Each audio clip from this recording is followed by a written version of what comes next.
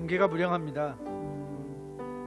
2004년도 4월 말에 그때도 4월 말에 눈이 오는 그런 해였습니다. 2004년이 콜로라도로 이사해서 하나님의 강권적인 섭리 가운데 5월 첫 주에 교회를 개척하고 또 같은 해 11월에 우리 호산나 교회와 연합해서 15년을 보내게 되었습니다.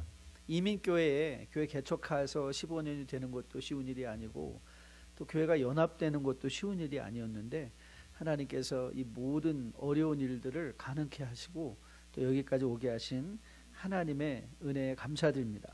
제가 2004년도에 처음 올 때는 40대 초반이었는데 그때 사진을 이렇게 오늘 아침에도 잠시 보니까 굉장히 뺑뺑하더라고요.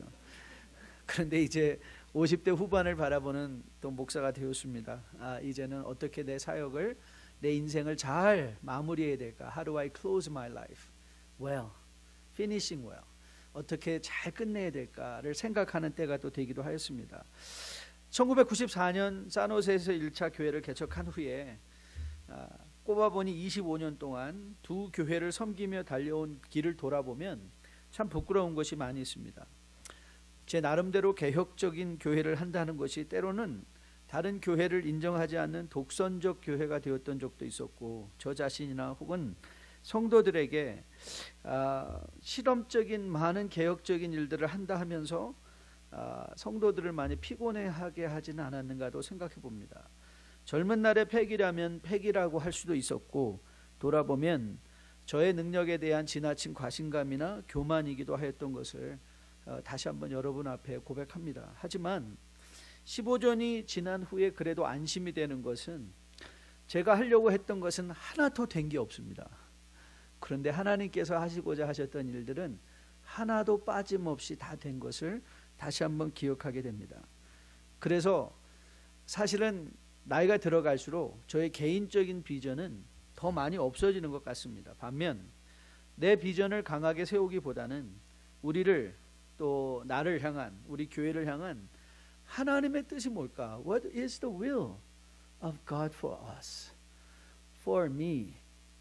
우리를 향한 하나님의 뜻은 무엇일까? 어제 잠시 최근에 간암 수술, 간암 이식을 받으시고 회복하신 우리 박종호 장로님의 간증을 제가 어제 저녁에 듣게 됐습니다. 그런데 그 간증을 듣는데 그분이 그런 말씀하시더라고요. 제가 평생 동안 하나님을 끌고 다닌 것 같습니다. 그랬어요. 척박한 한국교계의 그 CCM, 그 크리스천 뮤직을 전파하느라 자기 나름대로 막 뛰어다니면서, 그러면서 그분이 고백하는 게 그거예요. 제가 하나님을 끌고 다닌 것 같았다는 거예요. 하나님 이거 하셔야 됩니다. 여기 하나님 가만히 계세요. 제가 다 할 테니까 그냥 하나님 가만히 계세요. 그런데 자기가 이제는 돌아보았더니 그 말을 하세요. 그 말씀을 하세요. 이제는 하나님 쫓아가고 싶습니다. 하나님 쫓아가고 싶습니다. 저의 감정을 가장 잘 표현한 것 같아요. 젊은 날에는 하나님 그냥 거기 계세요. 축복이나 해주세요. 그랬던 것 같은데 이제는 하나님 먼저 가세요. 뒤따라가겠습니다. 그런 마음이 생기는 것 같습니다. 저는 여러분과 저에게도 이런 마음과 더불어 그러면 우리를 향한 하나님의 뜻은 무엇일까? 교회를 향한 하나님의 뜻은 무엇일까를 함께 생각하는 시간이 되었으면 좋겠습니다. 바로 제가 여러분과 저가 오늘 본문 고린도전서 말씀을 통해서 함께 살펴보려는 교회를 향한 하나님의 뜻입니다. 여러분께 자주 고린도 교회는 문제백화점이었다고 말씀을 드렸습니다. 고린도 교회는 정말 심각한 교회였습니다. 파당 짓는 것, 교회가 짝짝짝짝, 나는 바울, 아볼로, 게바, 예수파 다 갈라져서 교회 안에 정말 많은 파당들이 있었고, 또한 더불어 정말 우리 세상에도 생각하지 못할 근친상간이라든가 혹은 성도 간의 송사 문제라든가 혹은 유상제물로 드려졌던 것으로 말미암아 성도의 자유의 남용으로 말미암아 끼치는 해악들, 아니면 은사의 남용과 은사의 몰이해로 말미암아 가져왔던 교회의 무질서들, 바울과 바울의 그 사도들과 지도자들을 끊임없이 대적하며 반항했던 그런 교회였던 것을 우리가 보게 됩니다. 그런데 의외로 바울은 고린도를 향한 교회의 서신서를 열어가면서 이 고린도서도 여러분이 알고 있는 것처럼 문제를 다루어주기 위해서 쓰여진 서신서입니다. Paul wrote the letter to resolve problems in Corinthian church. 고린도 교회 안에 있는 문제를 해결하려고 이 편지를 쓰고 있는 장면에서 의외로 바울은 고린도 교회를 탓하거나 지적하기 전에 칭찬하는 말로 시작합니다. 칭찬하는 말. 여러분 고린도전서 1장 2절로 3절 말씀인데요. 한번 들어보실래요? 한번 잘 들어보십시오. 고린도에 있는 하나님의 교회 곧 그리스도 예수 안에서 거룩하여지고 성도라 부르심을 받은 자들과 또 각처 우리 주 그들과 우리의 주 되신 예수 그리스도의 이름을 부르는 모든 자들에게 우리 아버지와 주 예수 그리스도로부터 은혜와 평강이 있기를 원하노라. 비록 고린도 교회가 문제로 가득 찬 교회였지만 바울은 이렇게 시작했어요. 너희는 이미 예수 안에서 거룩해졌다. You are already sanctified in Christ. 그리고 너희들은 이미 성도다. 우리가 saint가 되어가는 것이 아니라 바로 그 말을 You are saints in Christ. 너희는 이미 그리스도 안에서 성도라는 것을 밝히고 시작하고 있습니다. 그리고 오늘 우리가 본문으로 정한 4절로부터 8절까지의 말씀을 보면 그들이 왜 그리스도 안에서 거룩해졌고 왜 그들이 성도인가를 칭찬하는 말로 이렇게 적고 있는 것을 보게 됩니다. 자, 4절부터 8절까지 말씀 우리 같이 한 목소리로 같이 한번 봉독해 보도록 하겠습니다. 4절부터 같이 읽습니다. 시작. 그리스도 예수 안에서 너희에게 주신 하나님의 은혜로 말미암아 내가 너희를 위하여 항상 하나님께 감사하노니 이는 너희가 그 안에서 모든 일 곧 모든 언변과 모든 지식의 풍족함으로 그리스도의 증거가 너희 중에 견고하게 되어 너희가 모든 은사의 부족함이 없이 우리 주 예수 그리스도의 나타나심을 기다림이라. 주께서 너희를 우리 주 예수 그리스도의 날에 책망할 것이 없는 자로 끝까지 견고하게 하시리라. 사실 이 말을 보면요 고린도 교회의 모습과는 너무 동떨어진 것 같아요. 전혀 맞지 않는 것 같아요. 4절부터 8절까지의 말씀을 보면 4절부터 9절까지의 말씀 보면 고린도 교회는 책망할 게 없는 교회라고 생각이 될 수가 있어요. 자, 그러면 이게 무슨 뜻일까? 바울의 의도가 무엇일까? 저는 두 가지로 생각해 봤어요. 첫째는 바울이 이렇게 말하는 것은 우리의 우리됨이 우리의 완벽함에 있는 것이 아니라 하나님의 은혜 때문이라는 거예요. 즉 여러분과 저가 아무리 부족해 보여도 우리는 그리스도 안에서 이미 완벽한 자들이에요. 왜요? 하나님께서 우리를 끝까지 잡고 놓지 아니하시고 그리스도의 장성한 분량이 충만한 날까지 우리를 다루어 주셨기 때문이죠. 우리를 다루어 주시죠. 여러분, 하나님은 여러분을 가만히 내버려 두지 아니하십니다. 그리스도의 온전한 사람이 되기까지 하나님은 모든 것을 활용해서라도 여러분의 삶을 지키시고 인도하시고 보호하시고 다루어 주시며 거기까지 가게 하실 거예요. 그래서 그 하나님을 보면 우리는 이미 그리스도 안에서 성도예요. 우리는 이미 그리스도 안에서 거룩한 자들이에요. 이것이 뭐냐? 하나님의 은혜예요. 우리가 우리 된 것 그리스도 안에 있는 은혜 때문인 것을 저는 확실하게 믿습니다. 지난 15년 우리가 여기까지 오게 된 건 저는 하나님의 은혜라고 확실하게 믿습니다. 그러면서 바울이 오늘 본문에서 여러 가지 말이 있지만 저는 오늘 바울이 칭찬하는 고린도 교회를 칭찬하고 있는 세 가지 말을 보면서 저는 이것이 단순한 칭찬이 아니라 또한 더불어 고린도 교회의 목표였고 성장의 목표였고 그렇게 여러분과 저에게도 그리스도 안에서 우리가 어떻게 성숙해야 될까, 어떻게 자라가야 될까에 대한 분명한 방향성을 제시하는 교회의 합당한 모습이라고 믿습니다. 바울은 먼저 고린도 교회를 생각하면 내가 너를 떠올리며 나는 감사한다. 즉 고린도 교회는 감사받는 교회였어요. 감사할 수 있는 교회. 두 번째, 바울은 또 이렇게 고린도 교회를 칭찬했습니다. 그리스도의 증거가 너희 안에서 견고해졌다. 그리스도의 증거가 너 안에서 견고해졌다.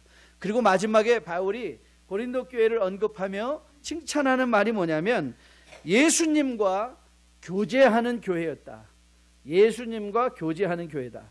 자, 이 세 가지는 단순히 고린도 교회, 저는 바울이 고린도 교회를 칭찬하며 이것이 내가 되어야 할 참다운 교회의 모습인가를 저는 교훈하는 것이고, 바로 여러분과 저가 우리의 앞으로 믿음 생활의 목표 삼아 우리가 되어야만 하는 교회, 이 교회의 모습이라고 저는 믿습니다.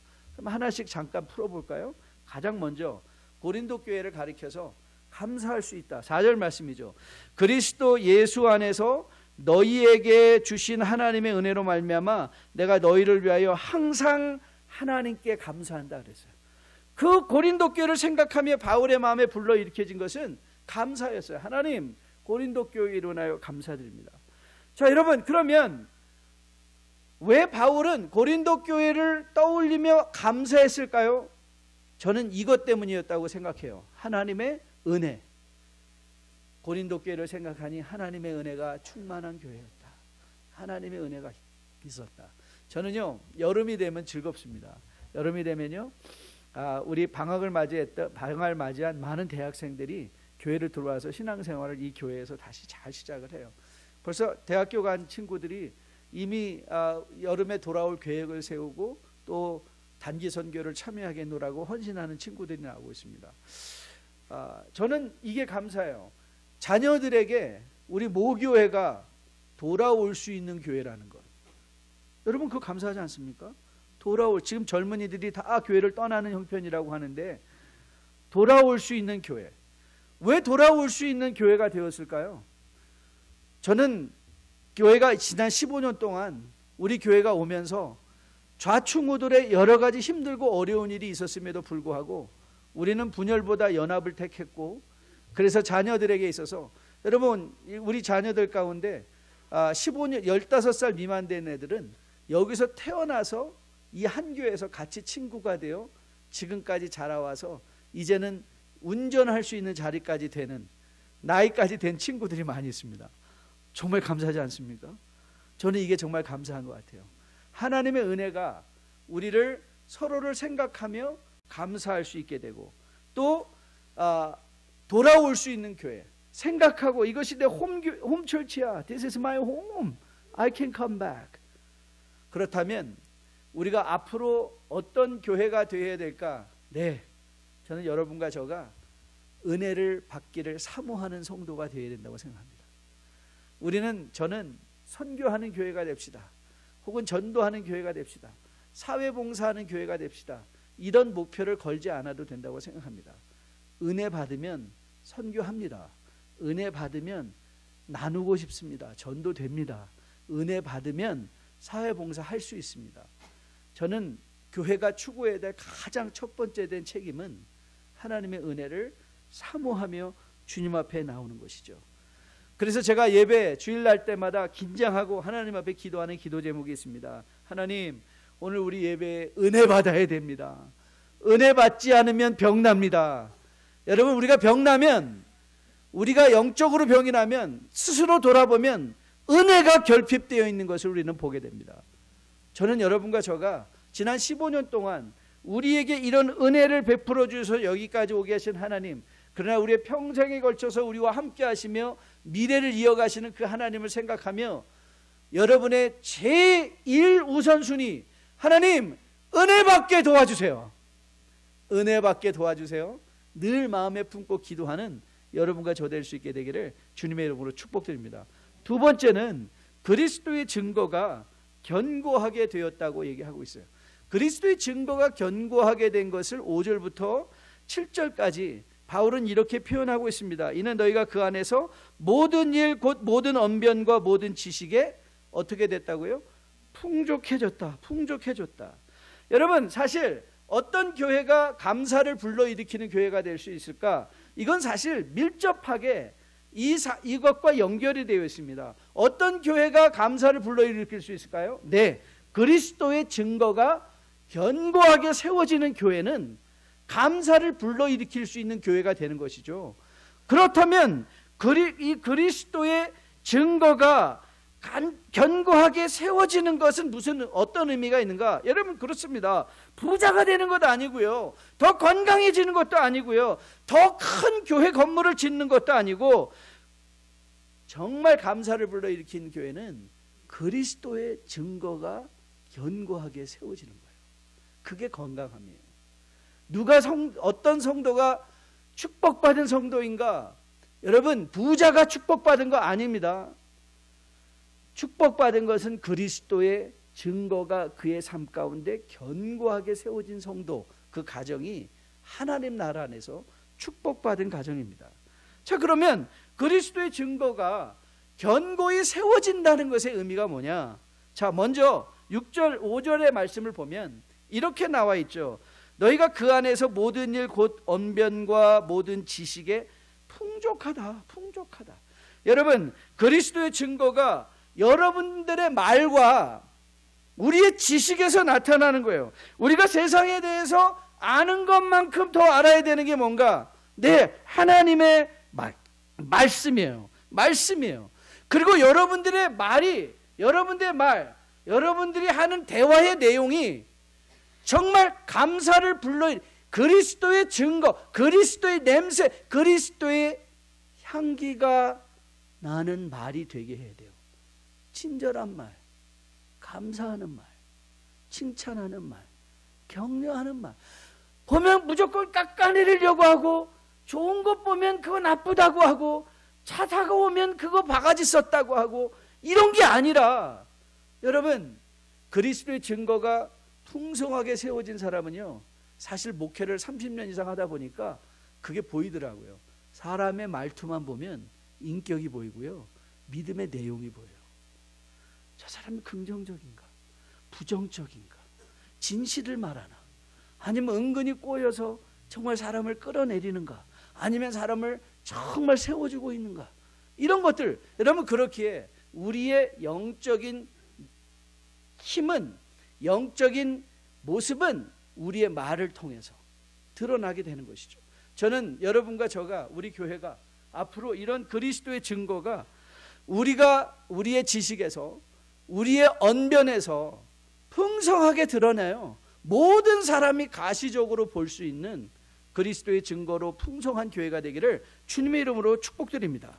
지난 화요일에 한국의 모든 일간지에 강남에 있는 한 교회, 대형 교회에서 일어난 집단 패싸움에 대해서 다 보도하고 있어요. 오늘 아침에도 보니까 거의 다 그 기사의 모두 머리를 차지하고 있더라고요. 여러분 한번 생각해 보세요. 훌륭한 건물, 2만 명의 성도가 몇백억의 정말 캐시플로우가 있는 교회라고 하는데, 거기서 성도들이 집단 몸싸움 하면서, 오늘은 그 설교 제목을 이렇게 썼더라고요.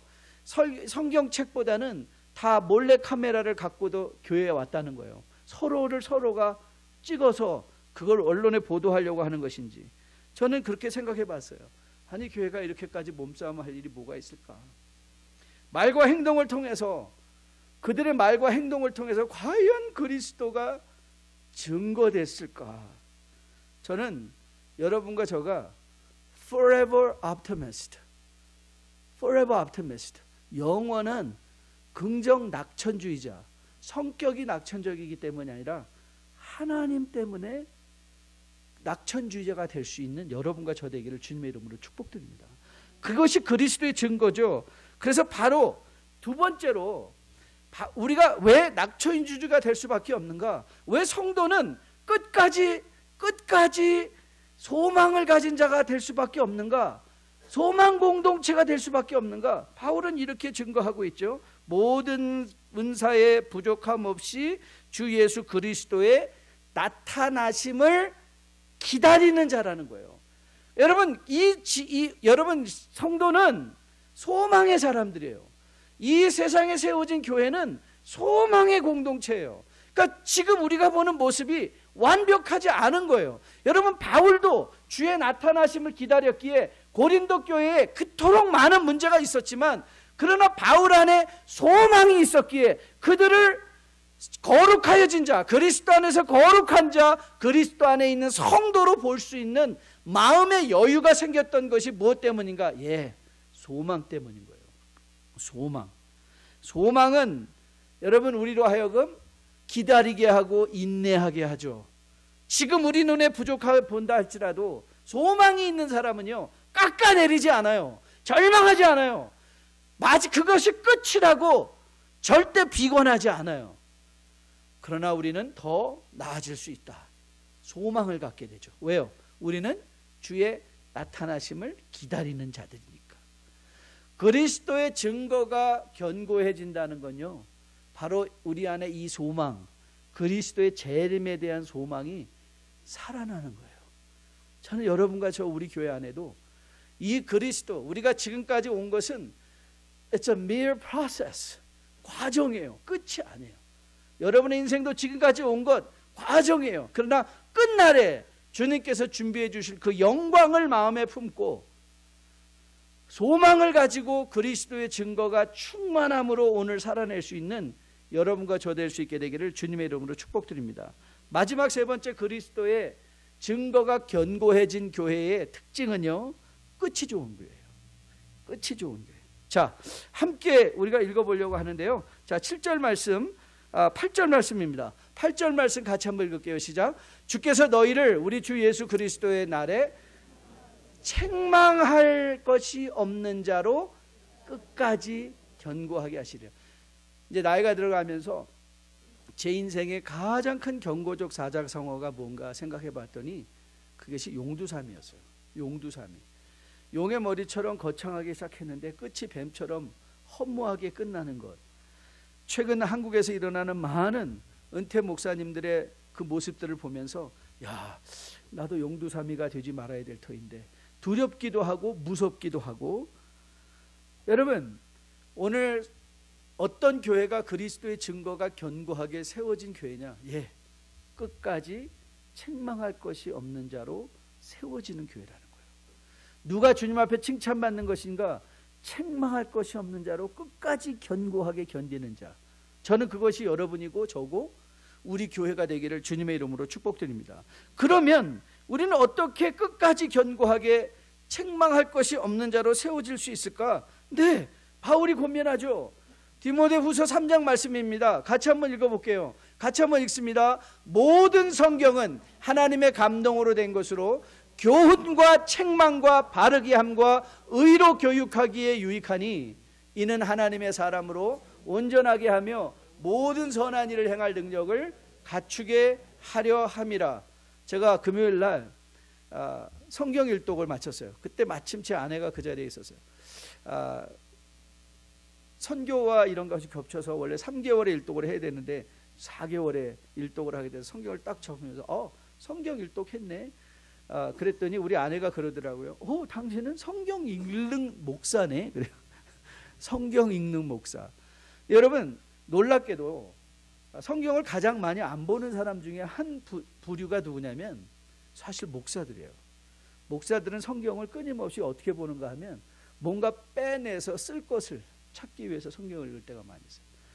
내 자신을 비춰보는 것이 아니라 그냥 내가 일하는 것이 일의 도구가 될 경우가 많이 있어요. 공부의 대상이 될 수가 있어요. 그냥 하나님의 말씀을 말씀대로 그냥 계속해서 시간을 보내서 읽는 것, 그 읽는 거 쉽지 않을 수가 있어요. 근데 여러분, 성경은 우리에게 항상 교훈하고 있어요. 어떻게 우리가 끝까지 견고하게 주님 앞에 세워질 것이냐? 다른 거 없어요. 하나님 말씀 앞에 정직하게 서면 돼요. 하나님 앞에, 여러분이 말씀 앞에 정직하게 서면, 여러분, 이 교회 예배, 제가 하는 일이 뭐예요? 여러분, 제가 하는 일은 우리 느헤미야를 통해서 본 것처럼 제가 하고자 하는 것은 성경을, 여러분들이 성경 읽는 거를 대체하는 것 아니에요. 여러분들이 성경을 잘 읽도록 도와주는 거지, 성경, 여러분이 스스로 읽어야 될 성경을 대체하는 것 아니에요. 여러분이 설교 많이 들었기 때문에 인터넷을 통해서 매일 설교를 듣고 유명한 어떤 목사님의 설교를 듣고, 예, 다 좋습니다. 그러나 여러분이 설교 들은 건 성경을 읽은 게 아니에요. 누군가의 성경의 설명을 들은 것이지 하나님의 말씀을 들은 게 아니에요. 여러분들은 하나님 말씀 앞에 서야 돼요. 다른 사람들의 설교 앞에 서는 게 아니라 하나님, 여러분, 우리 교회가 지난 15년 동안 그렇게 애타게 부르짖으면서 여러분들에게 요청했던 게 뭐죠? 성경 1년에 일독합시다. 1년에 일독합시다. 왜 여러분 이 성경을 강조했을까요? 예, 그렇습니다. 성경이야말로 우리를 온전하게 하고 선한 능력을 행할 일을 갖추게 하여 끝까지 견고하게 설 수 있게 하는 힘이죠. 저는 우리 창립 15주년을 맞이해서 여러분과 저가 새로운 결심과 결단으로, 혹 여러분 중에 아직도 성경 일독을 하지 않은 분이 계시다면, 난 내년에 16주년에는 반드시 하나님 앞에 이 성경 일독의 말씀을 가지고 나가겠다 결단하는 여러분 되시기를 주님의 이름으로 축복드립니다. 혹이라도 지금 흐트러져서 성경 읽기에 소홀히 하고 있던 분이 계시다면, 여러분들이 그리스도의 증거가 충만히 나타나서 견고하게 되어 끝까지 하나님 앞에 책망할 것이 없는 사람들로 세워질 수 있게 위하여 성경에 대한 새로운 결단과 결심이 오늘 이 예배 시간에, 그래서 오는 15년 동안에도 하나님의 은혜로 충만한 교회로 세워질 수 있는 여러분과 저 될 수 있게 되기를 주님의 이름으로 축복드립니다. 자, 우리가 되어야 될 교회, 감사를 불러일으킬 수 있는 교회, 그리스도의 증거가 견고히 세워지는 교회, 마지막은요, 예수님과 교제하는 교회입니다. 자, 보세요. 이게 굉장히 중요한 말씀이라고 저는 생각하는데요. 자, 우리 8절 말씀부터 같이 한번 읽어보도록 하겠습니다. 같이 읽습니다. 시작. 주께서 너희를 우리 주 예수 그리스도의 날에 책망할 것이 없는 자로 끝까지 견고케 하시리라. 그리고 9절이죠. 너희를 불러 그의 아들 예수 그리스도 우리 주와 더불어 교제하게 하시는 하나님은 미쁘시다. 여러분, 이 말씀을 주의해서 보셔야 돼요. 주의해서 보셔야 돼요. 하나님이 여러분과 저를 부르신 이유가 뭐라고요? 너희를 불러 그 아들 예수 그리스도와 교제하게 한다 그랬어요. 여러분, 우리가 마지막으로 성경을 권입했잖아요. 우리가 아들 예수 그리스도와 여러분이 어떻게 교제하냐고 저에게 물어보신다면, 저는 간단히 이렇게 말씀드립니다. 성경의 말씀과 더불어 예수와 교제하는 거예요. 성경의 말씀과 더불어 예수와 교제죠. 저는 우리가 되어야 될 교회의 모습이 바로 하나님이 우리를 부르신 목적, 예수님과 교제하는 교회가 되어야 된다고 생각합니다. 여러분, 예수님과의 교제는요, 믿음의 목표입니다. 더불어 예수님과의 교제는 교회의 목표가 됩니다. 여러분, 이런 말 있죠. 원래 부부는 무촌이라고 합니다. 그래서 세상에서는 말하죠. 헤어지면 남남이 부부다. 헤어지면 남남이다. 하지만 부부가 아이를 낳으면 그때 비로소 부부는 친척이 됩니다. 친척이 되는데요, 자녀를 통하여 부부간에 엄마 아빠라는 호칭으로 그거는 부인할 수 없는 관계의 고리를 형성하게 되죠. 여러분, 사실 우리가 교회에 모여 있지만 우리는 다 남남입니다. 다 남남입니다.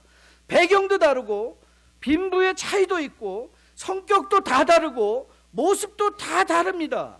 여러분, 사도행전 16장에 가면 빌립보 교회가 개척되는 장면이 있습니다. 빌립보 교회의 개척 멤버가 누군지 아십니까? 두아디라에서 자주색 옷감 장사하던 루디아였습니다. 그리고 바울이 그 빌립보의 감옥에 갇혀 있다가 전도받은 로마의 간수였습니다. 그리고 바울이 쫓겨낸 그 귀신 들렸던 여종이 개척 멤버였습니다.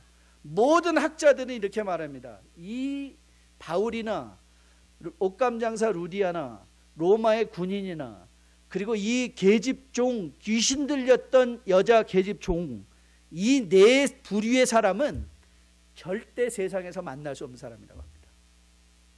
Nothing in common. 만날 수 없는 사람들이에요. 근데 이들이 어디서 만나요? 예수 그리스도로 말미암아 교회에서 만나 교회 안에서 형제가 되고 자매가 되는 거예요. 우리를 엮어주는 분이 누구세요? 예수 그리스도신 거예요. 그리스도가 우리를 친척되게 하고 형제 자매 되게 하는 거죠. 여러분, 그렇기에 우리의 목표는요, 여러분이 교회 나올 때 여러분의 목표는 예수님과 교제하는 것입니다. 여러분이 교회 왜 오시냐고 물어본다면, 네, 저는 예수님과 교제하러 갑니다. 근데 물론 여러분, 예수님과 교제를 하면 당연히 사람들과 교제할 수밖에 없습니다. 자, 에베소서 4장 말씀인데요, 같이 한번 읽어볼까요? 에베소서 4장 15절부터 17절입니다. 같이 읽습니다. 시작. 오직 사랑 안에서 참된 것을 하여 범사에 그에게까지 자랄지라. 그는 머리니 곧 그리스도라.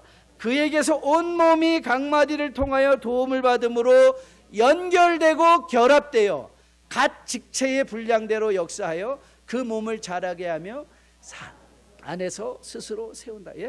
예수님과 교제하면요, 사람과 교제 안 할 수밖에 없어요. 그런데 많은 경우에 그렇게 교회에서는 외톨이가 있을 수가 없죠. 여러분, 교회 생활을 제대로 하는 사람들은 예수님과 교제하는 사람인데요, 예수님과 교제하면 사람들과 교제 안 할 수가 없어요. 그러니까 홀로 나는 와서 예배만 드리고 간다, 이거는 교회 생활 아니에요. 그건 개인적인 교회 활동일 수는 있지만, 믿음은 연결이에요. 믿음은 결합이에요. 누굴 통하여? 그리스도를 통하여 우리가 친척이 되는 거예요. 그리고 여러분, 그런데 그리스도 예수와의 교제가 우리의 교회 생활의 목표예요. 사람과 교제하러 오는 것 아니에요. 요즘은 한국의 정치인들이 교회를 많이 국회의원의 거의 과반수 이상이 기독교인이라고 합니다. 왜 그럴까요? 내 표가 거기 있기 때문에 그렇죠. 그건 교회 생활 아니죠. 그렇죠? 여러분, 비즈니스를 하기 위해서 교회 다니는 분도 있다고 하죠. 그건 교회 생활 아니죠. 사람과 나 친구 만나러 교회가, 여러분, 그거 교회 생활 아닙니다. 우리의 신앙생활은요, 오직 한 번 예수 그리스도와 교제하는 거예요. 그런데 예수 그리스도와 교제하게 되면 결국 사람들과 교제하게 되죠. 그런데 예수님과 교제하는 사람들, 예수님과의 교제가 목표인 사람들은요, 교회 안에서 사람들에게 시험받지 않아요. 왜? 우리는 사람들을 시험의 대상이 아니라 사람들은 우리의 교훈의 대상이에요. 정면적인 교사가 될 수도 있고 반면적 교사가 될 수도 있고. 그래서 사람들에게 시험받는 게 아니죠. 예수님과 교제하면 예수님이 우리를 위로해 주시고, 예수님이 우리를 교훈해 주시고, 예수님이 우리의 갈 바를 가르쳐 주시고. 전 여러분과 저가 우리 뉴라이프 15년 동안 그리스도와 교제하는 교회가 되었는데, 앞으로도 더 깊이 그리스도와 교제할 수 있는 여러분과 저 될 수 있게 되기를 주님의 이름으로 축복드립니다. 많은 사람들이 이렇게 말하더라고요. 자식과 골프는 마음대로 되지 않는데요. 여러분, 그거 아세요? 자식과 골프만이 아니라 교회도 사람의 마음대로 되는 건 아닌 것 같아요. 하나님의 뜻하신 대로 우리를 인도해 가십니다. 나는 할 수 있다고 생각했던 젊은 시절의 제 모습이 부끄럽습니다. 조금만 성공해도 우쭐대고 조금만 실패에 절망했던 제 모습이 부끄럽습니다. 하지만 이제는 압니다. 인간적 비전이나 방법이 아니라도 우리가 하나님 앞에 우리가 겸손히 서고 하나님 말씀으로 지속적으로 양육을 받고 그리스도와 교제하기를 힘쓰면 하나님께서 우리를 끝까지 견고하게 책망받을 것 없는 자들로 세워주실 것으로 믿습니다. 저에게 요즘 가장 즐겨 부르는 찬양은 나는 갈 길 모르니 주여 인도하소서입니다. 목회 생활이 그런 것 같아요. 10년만 지나면 강산이 변해서 전문가가 될 것 같은데 10년이 지나고 15년이 지나도 더 모르는 것이 교회의 일인 것 같습니다. 그래서 주님 앞에 무릎 꿇죠. 이런 우리들을 내버려 두지 아니하시고 또 그리스도의 몸과 피로 우리에게 다가오시며 우리를 만져주시고 어루만져주시고 우리와 함께하고 계시다는 그 약속을 확인시켜 주시는 주님이 감사합니다. 창립기념주일에 성찬을 할 수 있는 것이 얼마나 큰 특권인지요. 이제 보여지는 말씀으로 여러분의 다가오는 예수 그리스도와 더욱더 깊은 교제 속에 들어가 주님 앞에 서기로 약속하는 여러분과 저 되기를 주님의 이름으로 축복드립니다.